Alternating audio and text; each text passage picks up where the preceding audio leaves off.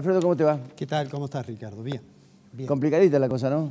Complicado. Vamos a hablar un poco digamos, como de un problema que creo, yo he dicho muchas veces, está por detrás de todas las dificultades que hay el problema de la inflación, ¿no? Pero quiero aprovechar antes para hacer un agradecimiento. Quiero agradecerle a la gente de la Universidad de Villa María.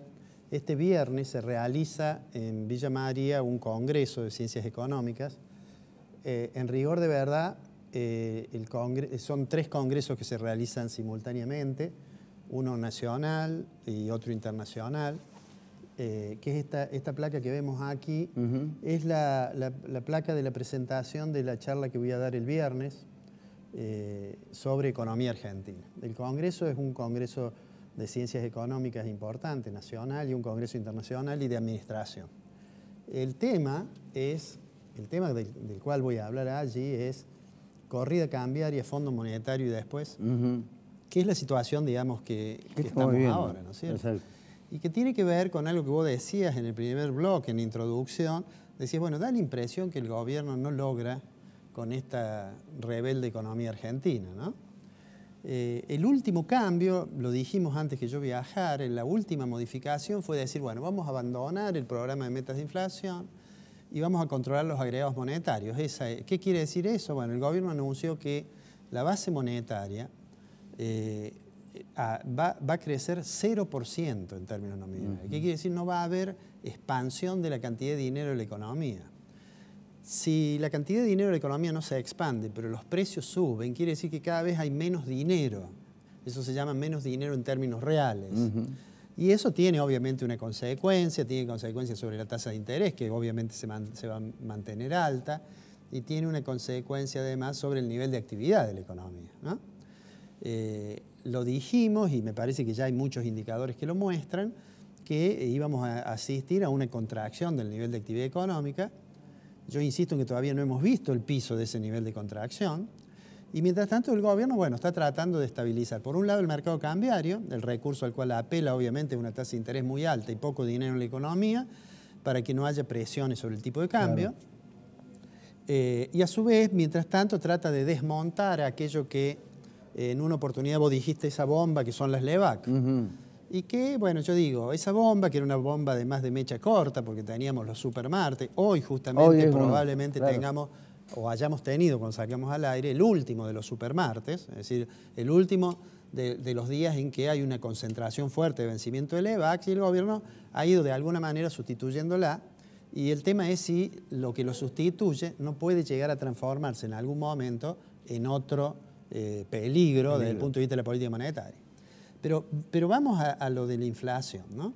Yo siempre digo que detrás de todo esto que se ve cuando hay atraso cambiario, cuando hay devaluación fuerte, cuando hay mucha puja intersectorial de ingresos, cuando hay mucha puja interpersonales de ingresos, cuando hay mucho reclamo salarial, etc. Bueno, lo que está por detrás de eso es que a nivel macroeconómico hay un desequilibrio que se expresa nítidamente en la variación de los precios. Y me parece que justamente un tema que el gobierno cuando asumió dijo que era relativamente sencillo de resolver, bueno, finalmente no pudo hacerlo, y me parece que es el principal fracaso de la política económica. La placa que está puesta a mi espalda, fíjate vos, el INDEC mañana va a dar a conocer la evolución del índice de precios en el mes de septiembre. Pero si vos te fijas ahí, en los últimos 12 meses hasta agosto nada más, la inflación fue más o menos 35%, 34,44%. Si mañana el INDEC informara que la inflación fue 5%, digamos que, supongamos 5%, aunque en realidad la mayoría de las consultoras que llevan el relevamiento de precios están hablando arriba del 5, más cerca del 6 que del 5. Pero, digamos, si fuera el 5%, eso querría decir que en los últimos 12 meses la inflación de septiembre a septiembre hubiera sido 38%, 39%. Efectivamente, si fuera del 5% y el gobierno tuviera éxito y lograra bajar a partir de octubre la inflación 0,5 puntos porcentuales, es decir, en octubre la bajara al 4,5, después al 4, después al 3,5, la inflación del año sería 47%. Y si fuera del 5% y tomáramos en cuenta las expectativas que tiene, eso que dice allí REM de septiembre, el relevamiento de expectativas de mercado que hace el Banco Central, que le pregunta a institutos de investigación, a economistas, etcétera, cuánto cree que va a ser la inflación los meses que vienen. Bueno, si tomamos los datos de ellos, la inflación sería 43%. Bueno, mañana lo más probable es que la inflación sea más del 5%, y con lo cual esta pasa a ser una hipótesis muy optimista.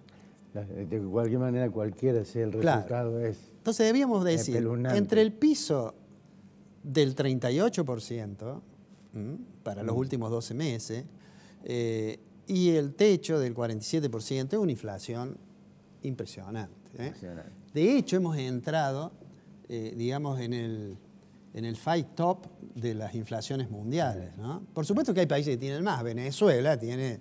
Bueno, Venezuela ya no tiene moneda, pero digo, esto muestra una dificultad que lamentablemente para el gobierno fue un objetivo de política económica que ellos creían que era fácil.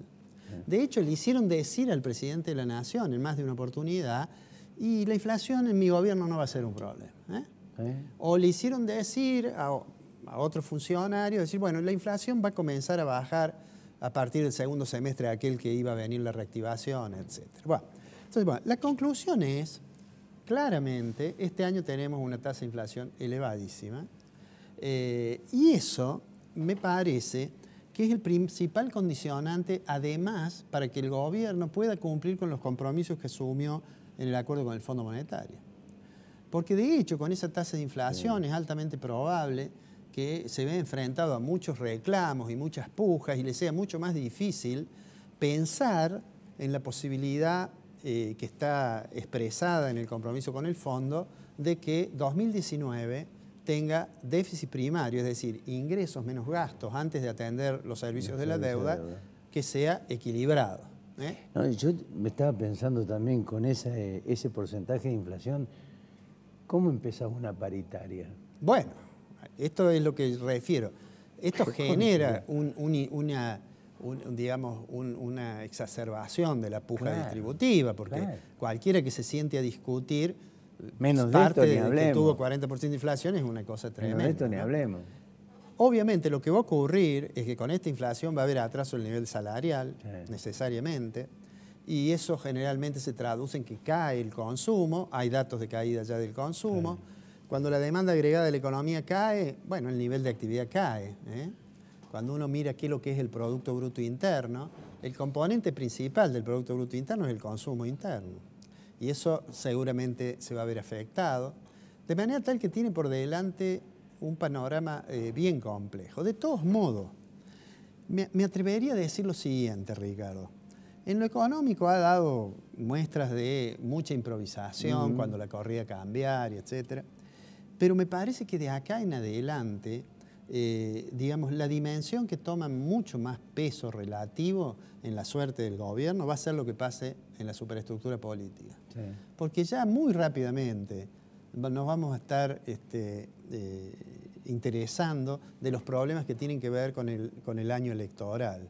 Y me parece que de la capacidad del gobierno de generar mucho consenso y de asegurar lo que ha sido su base electoral, existe la posibilidad de lo que ya el gobierno está pensando, y yo creo muchos están pensando, que es, incluso los inversores externos, que es, más allá de estos problemas de la coyuntura que desalientan la inversión, es, bueno, ¿y lo irán a reelegir a Macri? Ese es el tema. ¿O habrá un cambio de nuevo de régimen económico?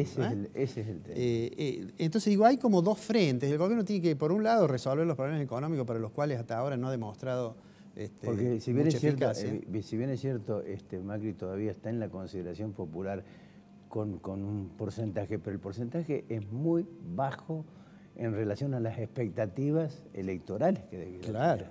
Y diría yo, además, que la fortaleza en términos políticos del gobierno básicamente es que la oposición, digamos, no tiene una oposición seria. Y me parece que lo que pierde el gobierno no alcanza todavía a capitalizarlo a alguien que esté en la oposición. No, exactamente. Hasta que eso no ocurra, digamos, el gobierno tiene cierta, digamos, entre comillas, tranquilidad en términos políticos. Sí, es una tranquilidad, yo diría, de cementerio. Sí, es casi una resignación. Tranquilidad de cementerio, ¿viste? Porque, digo, tampoco puede jugar a suerte y verdad diciendo que teniéndola como candidata a Cristina es absolutamente, digamos, un eslabón como para que el gobierno se convierta, claro, pueda volver a ganar. Sí, sí. Yo no correría ese riesgo, por las dudas no correría ese riesgo. Sí. Yo creo que hay una manifestación de la gente que cree de que evidentemente este gobierno ha fracasado rotundamente, ¿no? Sí, yo creo que de aquí a, digamos, al año que viene, bueno, el desafío es que el gobierno logre, digamos, encauzar un poco la macroeconomía. Digamos, en términos de las hipótesis con las cuales trabaja el gobierno, en realidad, esta estrategia de controlar la cantidad de dinero es una estrategia, yo diría, de los primeros monetaristas, mediados del siglo XX. Porque eso después fue evolucionando hacia otras visiones. Esto es decir, bueno, voy a controlar la cantidad de dinero y pase lo que pase, yo no voy a emitir y voy a soportar caídas en el nivel de actividad, pero voy a lograr estabilizar la economía. Bueno, hay que ver si eso lo logra. Yo creo que es un desafío grande y que además tiene que lograrlo para poder dar el otro paso, que es este que yo digo, de tratar de consolidarse políticamente si es que quieren seguir siendo gobierno. Ahí entra a jugar la frase de Keynes. Del largo plazo. Del largo plazo. No, bueno, pero... En el largo plazo nos van a encontrar todos muertos. No, pero voy a decir algo en homenaje a Keynes, en realidad. Yo suelo decirle a mis alumnos, no es que Keynes dijo a largo plazo estamos muertos y entonces vivamos el presente. No. En realidad él lo dijo como una crítica a lo que hacían algunos economistas. Él dijo, los economistas se reservan una tarea demasiado estéril si lo único que nos pueden decir es que a largo plazo, cuando pase la tormenta, el océano estará nuevamente tranquilo, porque a largo plazo todos estamos muertos. Todos estamos muertos, exactamente. Pero era como la responsabilidad social de los economistas de resolver los problemas del presente. Exactamente.